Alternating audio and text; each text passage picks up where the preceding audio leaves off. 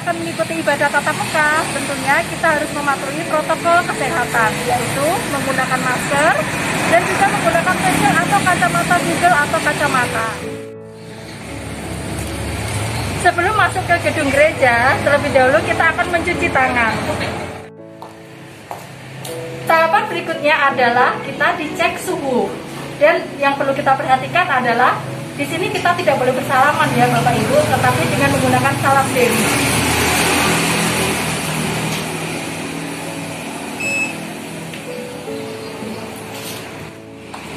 Setelah masuk di dalam gereja, terlebih dahulu kita akan memasukkan persembahan. Setelah ini kita mencari tempat duduk.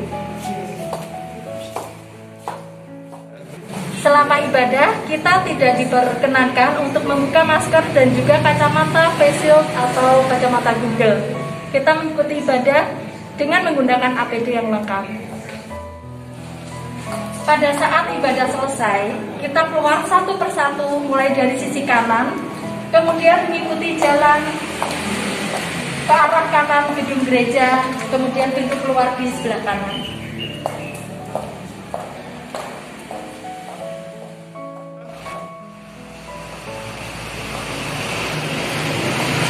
Setelah ibadah selesai dan kita diperkenankan pulang, terlebih dahulu kita akan mencuci tangan sebelum kita pulang.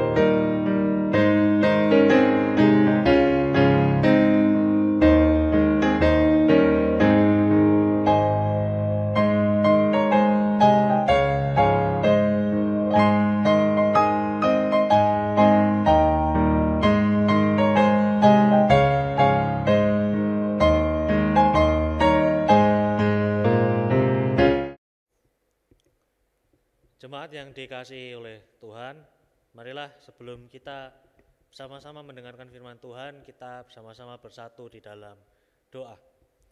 Marilah kita berdoa. Allah Bapa yang Maha Pengasih, terima kasih Engkau telah berkenan untuk mengumpulkan kami untuk bersama-sama memuliakan nama-Mu dalam peribadahan hari ini. Kami sungguh bersyukur atas segala berkat yang melimpah yang telah Engkau berikan kepada kami dan segala kesehatan yang telah Engkau berikan pula bagi kehidupan kami. Sebentar lagi kami akan sama-sama mendengarkan firman-Mu. Tolong Engkau yang bukakan hati dan pikiran kami agar kami dapat betul-betul memahami apa-apa saja yang Engkau kehendaki terjadi di dalam kehidupan kami. Pun berkatilah hamba-Mu yang akan menyampaikan firman, berkatilah agar setiap perkataan, setiap kalimat yang keluar dari mulut hamba-Mu ini adalah kalimat yang Engkau kehendaki. Di dalam nama Yesus Kristus kami telah berdoa. Amin. Bacaan kita pada hari ini terambil dari Yohanes pasal 3 ayat 14 sampai ayat 21. Yohanes pasal yang ketiga ayat 14 sampai 21.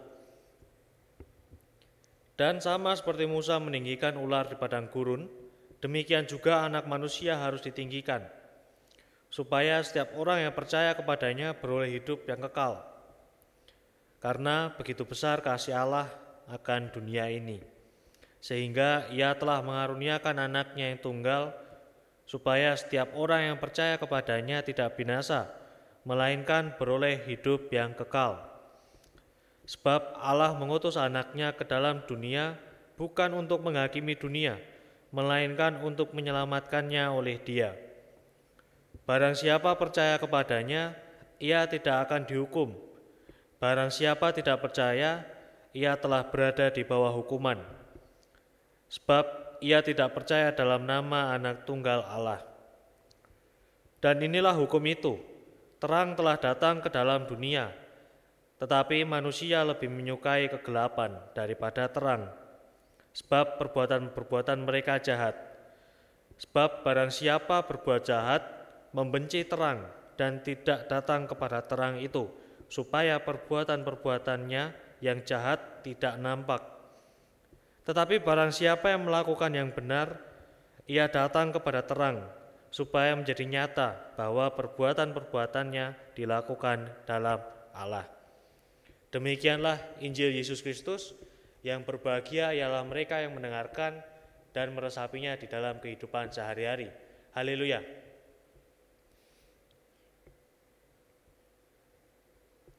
Selamat pagi Bapak Ibu Saudara-saudari yang dikasihi dan mengasihi Allah. Bagaimana kabarnya hari ini?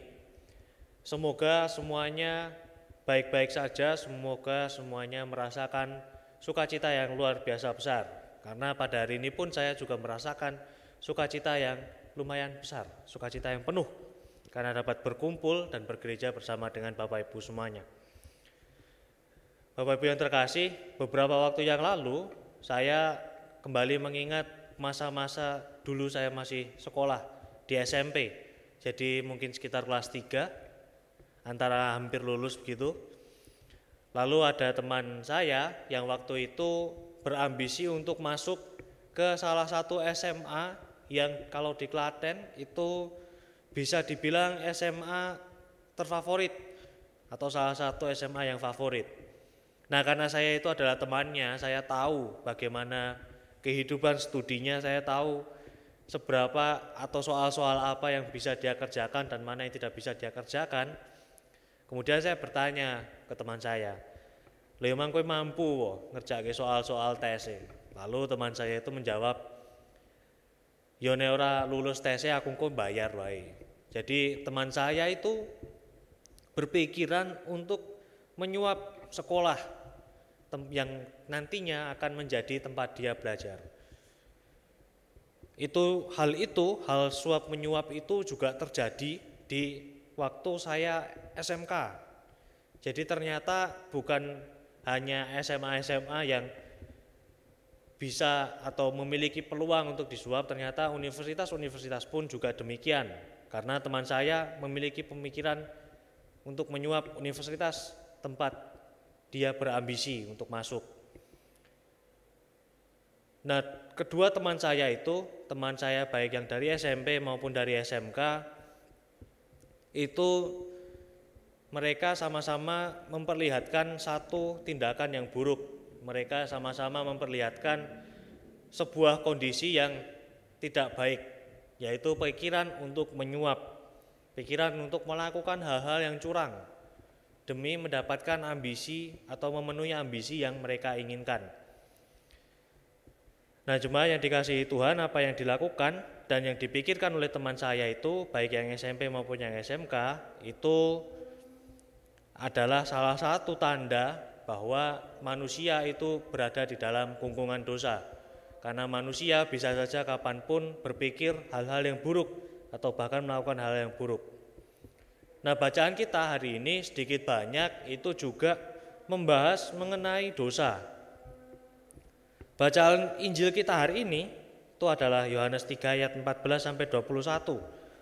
Di ayat yang ke-14 kita bisa melihat bahwa Yesus itu sedang mengutip salah satu kisah yang dialami oleh bangsa Israel. Nah, kisah tersebut bisa sama-sama kita baca dan kita pahami dari Perjanjian Lama, yaitu di Bilangan 21 ayat 4 sampai yang ke-9. Pada Bilangan 21 ayat 4 sampai 9 dikatakan bahwa bangsa Israel itu bersungut-sungut dan melakukan protes kepada Musa dan Tuhan karena mereka merasa Allah itu tidak memelihara mereka dalam setiap perjalanan yang mereka lalui. Jadi mereka merasa Allah itu abai, mereka merasa Allah itu tidak peduli. Bahkan mereka malah memilih untuk kembali ke Mesir supaya bisa menikmati hidup meskipun menjadi seorang budak. Nah, pertanyaannya adalah apakah betul Allah itu tidak memelihara mereka? Tentu saja jawabannya adalah tidak. Maksud saya adalah Allah tentu saja selalu memelihara mereka. Jadi pernyataan bangsa Israel bahwa Allah tidak memelihara mereka itu adalah salah. Karena nyatanya Allah selalu memelihara bangsa Israel di dalam perjalanan mereka. Itu bisa kita lihat dan perhatikan di perikop-perikop sebelumnya.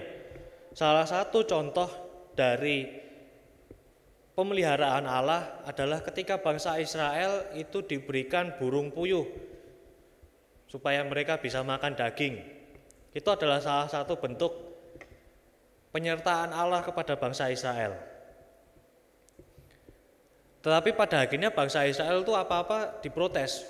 Nah, karena apa-apa protes, semua hal diprotes oleh bangsa Israel, maka akhirnya Allah pun menghukum mereka dengan membuat mereka dipatuk oleh ular tedung.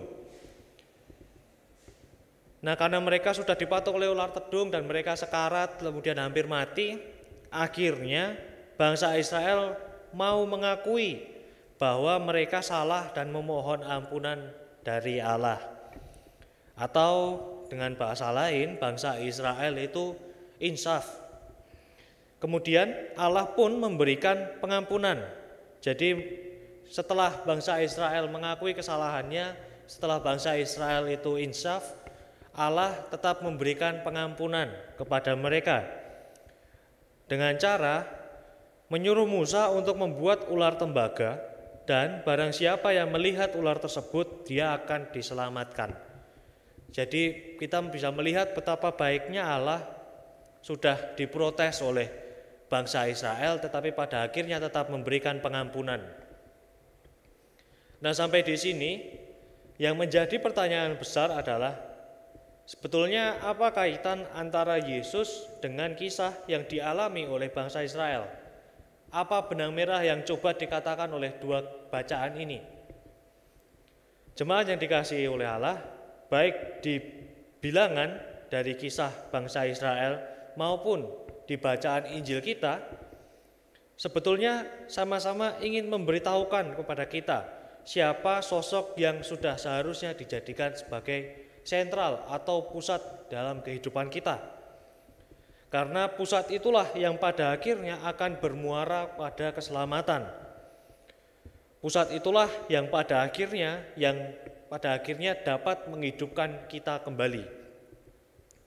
Jika di kisah bangsa Israel, pusat itu adalah ular tembaga, maka bagi kita orang Kristen, bagi kita orang percaya, pusat kita itu adalah anak manusia atau Yesus.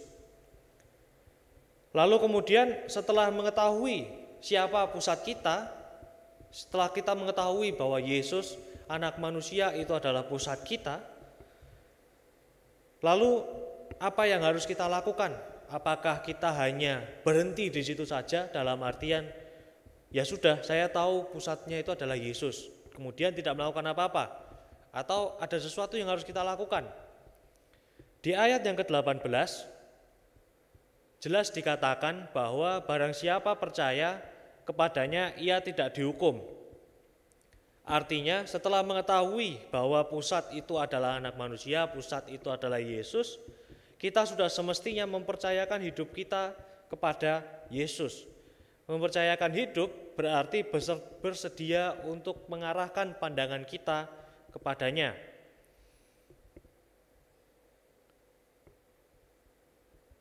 Itu mempercayakan hidup berarti bersedia mengarahkan pandangan kita kepadanya, dan bersedia mengarahkan pandangan kita kepadanya itu berarti bersedia untuk mengikuti apa-apa saja yang dikehendaki olehnya. Oleh karena itu, mempercayakan hidup pada anak manusia pertama-tama bisa dimulai dengan insaf. Insaf berarti mengakui setiap kesalahan kita, mengakui setiap kekurangan kita, dan mengakui ketidakberdayaan kita sebagai manusia di hadapan Allah. Kita harus mengakui itu semua dengan keterbukaan yang betul-betul terbuka. Tidak ada satu hal pun yang ditutup-tutupi. Tetapi perlu diingat bahwa insaf itu bukan berarti hanya berhenti di mengakui kekurangan dan ketidakberdayaan kita di depan Allah. Melainkan seperti yang tertulis di ayat yang ke-20, yaitu melakukan hal-hal yang benar. Lalu apa saja hal-hal yang benar itu? Tentu saja hal-hal yang benar itu adalah hal-hal yang dikehendaki oleh Allah. Kalau kita sedikit mengingat tadi cerita teman saya yang SMP dan SMK, tentu kita bisa menyadari bahwa di dalam diri mereka itu ternyata mereka masih belum mempercayakan hidupnya kepada Yesus, belum mempercayakan hidupnya kepada Allah, karena mereka belum sepenuhnya melakukan kehendak dari Allah. Karena ya mereka sedang berpikiran untuk menyuap. Mereka tidak berpikir untuk berusaha semaksimal mungkin secara sportif, tetapi mereka sudah berpikir cara-cara curang untuk mencapai ambisi-ambisi mereka. Tentu saja hal itu bukanlah hal yang dikehendaki Allah.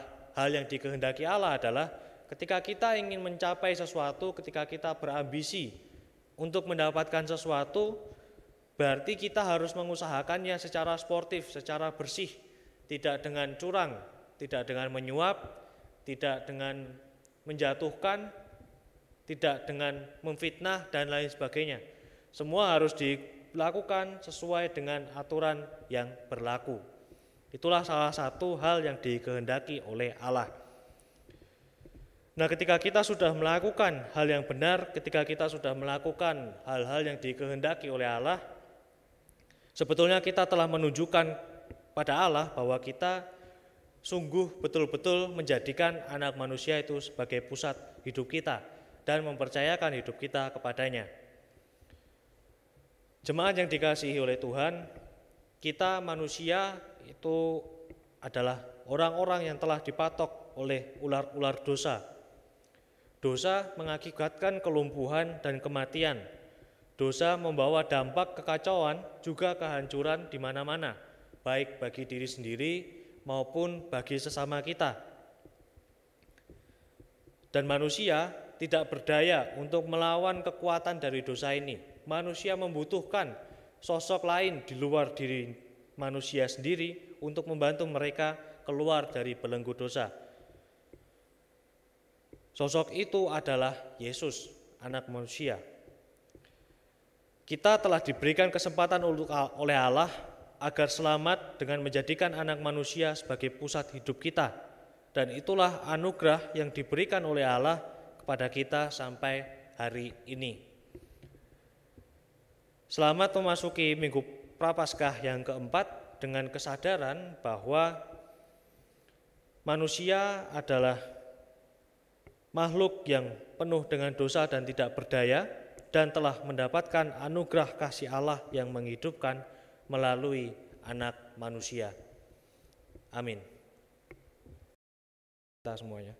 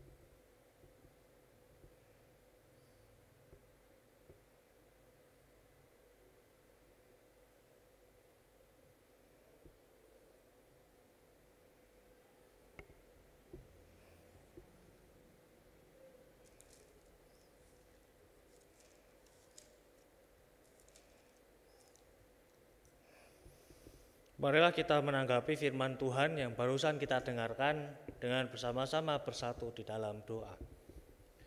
Marilah kita berdoa.